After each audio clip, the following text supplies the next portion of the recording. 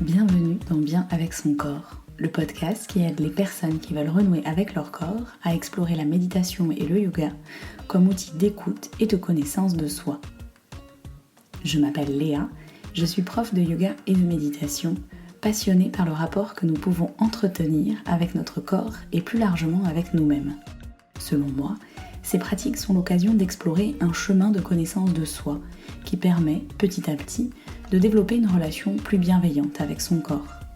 Je vous partage donc dans ce podcast les apports de ces disciplines sur le rapport à soi, ainsi que des exercices concrets et accessibles pour, pourquoi pas, être bien avec son corps.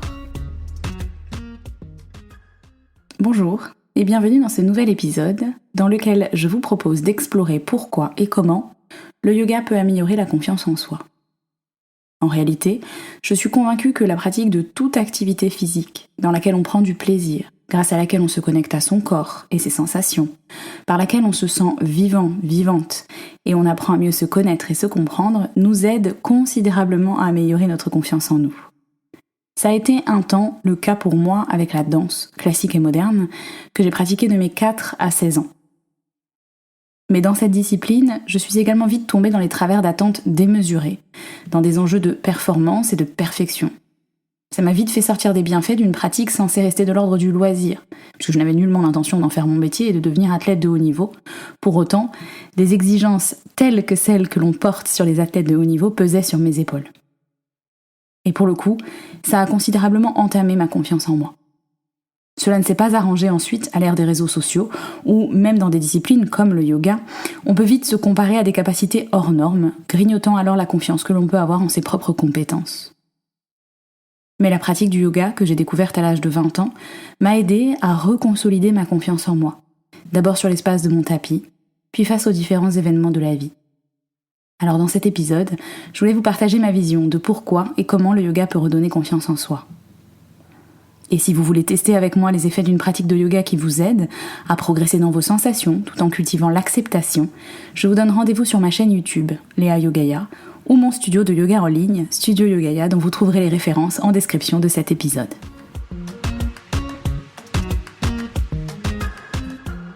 Commençons par définir les choses. La confiance en soi, c'est la capacité à croire en ses propres capacités. Avoir confiance en soi, c'est avoir le courage d'oser, d'affirmer ses idées, de reconnaître ses compétences. Ça requiert aussi beaucoup de confiance en soi, selon moi, de savoir également admettre ses erreurs, reconnaître ses torts, demander pardon, sans pour autant se flageller. Avec une culture d'origine judéo-chrétienne, principalement basée sur la culpabilité, ce n'est pas une mince affaire que de pouvoir avoir suffisamment confiance en soi sur ce genre de sujet. La confiance en soi se développe dès l'enfance, elle se consolide au fil du temps, elle peut être perdue, s'affaiblir, mais aussi se reconstruire tout au long de sa vie. Selon moi, le yoga et la confiance en soi sont étroitement liés pour plusieurs raisons.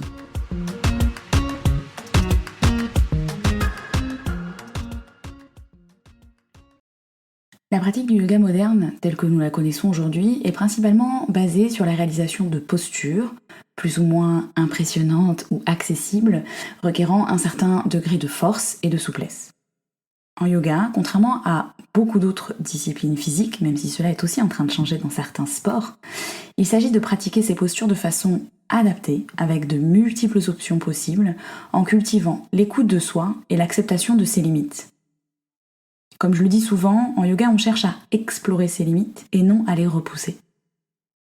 Une pratique adaptée des postures de yoga nous aide à progresser de façon durable et non violente. On gagne peu à peu en force et en souplesse, mais sans se faire violence, sans se maltraiter, y compris dans son propre discours intérieur, qu'on apprend à repérer et à apaiser. En apprenant à accepter que certains jours on a peur ou mal, et qu'on doit alors adapter pour mieux pratiquer. Et pour moi, il n'y a rien de mieux pour booster la confiance en soi. Grâce à la pratique du yoga, on réalise qu'on peut progresser tout en restant à l'écoute de ses sensations, qu'on peut explorer des choses en restant dans la bienveillance envers son corps et ses pensées du moment, tout en voyant petit à petit des progrès se déployer. Des progrès dans les postures, d'un point de vue autant physique que mental. C'est un merveilleux moyen de se redonner confiance. On réalise qu'on peut le faire, peut-être pas aussi vite ou aussi loin que d'autres, mais à son rythme. Et peut-être qu'on réalise aussi que si c'est ainsi sur les tapis, cela peut aussi être le cas dans la vie. Nombreux sont les élèves qui me confient être impressionnés parce qu'ils sont désormais capables de faire après seulement quelques mois de pratique hebdomadaire régulière. Que ce soit parce qu'ils ont progressé et gagné en force et en souplesse dans leur posture même, alors qu'ils étaient les premiers à venir au yoga en me disant « Je vous préviens, je suis raide comme un bâton » ou « Je vous préviens, je n'ai aucune force dans les bras ». Ou que ce soit parce que désormais, ils osent tout simplement explorer des postures qu'ils ne maîtrisent pas, voire des postures qui, au début, les effrayaient. C'est le cas par exemple avec la posture du corbeau, que je vois de plus en plus d'élèves pouvoir approcher sans avoir nécessairement la frayeur de tomber en avant et de perdre leurs dents, ce qui, au demeurant, n'est jamais arrivé à aucun de mes cours. Bref, la manière d'envisager la pratique posturale en yoga, avec écoute de soi, respect de ses limites, autant physiques que mentales, et adaptation à ses contraintes autant physiques que mentales, est une façon de ne pas nous mettre en échec et de nous aider à progresser avec bienveillance à son rythme. Et ça, c'est par essence le socle fondateur, selon moi, de la confiance en soi. Se dire que, quoi qu'il se passe, on finira par y arriver, avec patience, adaptation, évidemment, un peu de pratique.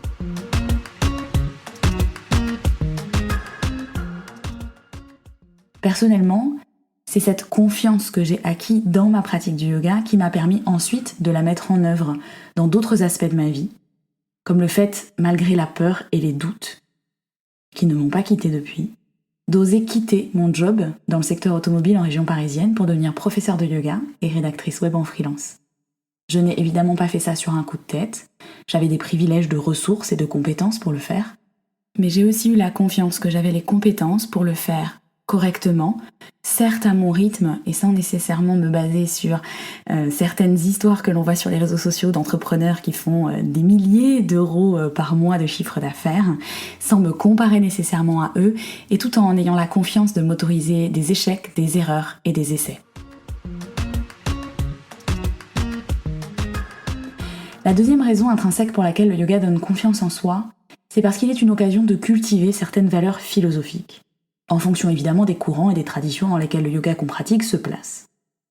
Pour moi, il y a une valeur fondamentale dont je parle souvent dans mes cours, qui est Santosha, le contentement.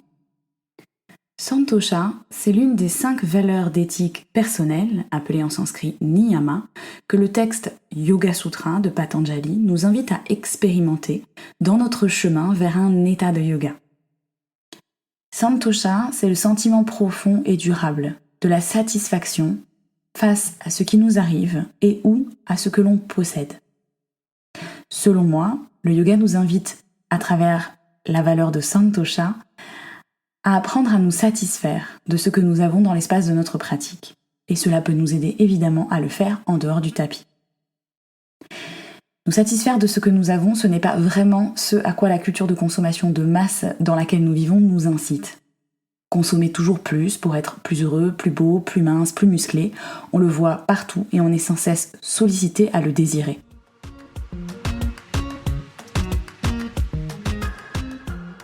Alors évidemment, se satisfaire de ce que l'on a ne veut pas dire accepter les injustices ou l'oppression, les relations toxiques, les comportements abusifs, évidemment. Cela ne veut pas dire non plus qu'on n'a pas le droit d'exprimer une peine, quand bien même il y aura toujours plus grave autour de nous ou dans le monde. Cela ne veut pas dire que l'on ne puisse pas laisser libres les émotions qui nous traversent. Mais cultiver Santosha, selon la philosophie du yoga, c'est nous aider à dépasser le piège du désir et de l'aversion, dans lequel notre mental tombe souvent. Selon les Yoga Sutras, désir et aversion sont 2 kléchas, des perturbations du mental, qui nous empêchent de voir notre vraie nature. Un peu comme de l'agitation à la surface d'un lac troublerait l'eau et nous empêcherait de voir à travers. En cultivant Santosha, le yoga nous invite tout simplement à nous détacher de nos propres pensées en sachant les observer comme un témoin extérieur. En pratiquant Santosha dans cette observation détachée et extérieure de soi, on peut alors cultiver une forme d'acceptation de soi. S'accepter avec le corps, les pensées, les émotions du jour, s'accepter avec les erreurs et les progrès, les défauts et les qualités qui font de nous des êtres uniques.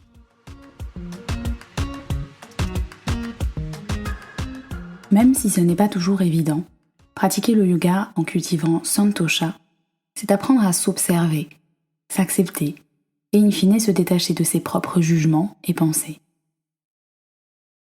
On peut alors expérimenter quelque chose qui, personnellement, a changé ma vie.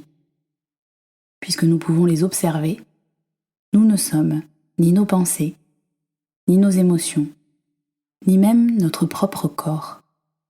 Et ça, question confiance en soi, c'est assez libérateur, non ?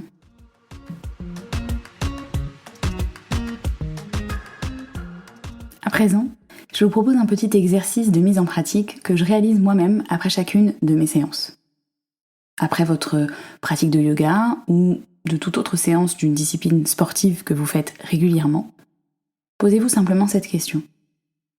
De quoi êtes-vous satisfait, satisfaite aujourd'hui, après cette séance ? Vous pouvez l'écrire dans un petit journal ou vous poser la question mentalement après chaque entraînement. Certains jours, ce sera peut-être un progrès, une évolution, une prise de conscience ou une sensation merveilleuse. D'autres jours, comme c'est souvent le cas pour moi, tout simplement d'avoir juste réussi à pratiquer sur votre tapis ou d'avoir su identifier vos propres schémas de pensée. Santosha, c'est se contenter de ce que nous sommes pour petit à petit être bien avec soi-même. Et d'après moi, c'est la fondation même de la confiance en soi. Si vous souhaitez tester avec moi les effets d'une pratique de yoga qui vous aide à cultiver le contentement et la bienveillance, tout en vous faisant progresser dans vos sensations, je vous donne rendez-vous sur ma chaîne YouTube, Léa Yogaya, ou sur mon studio en ligne, Studio Yogaya.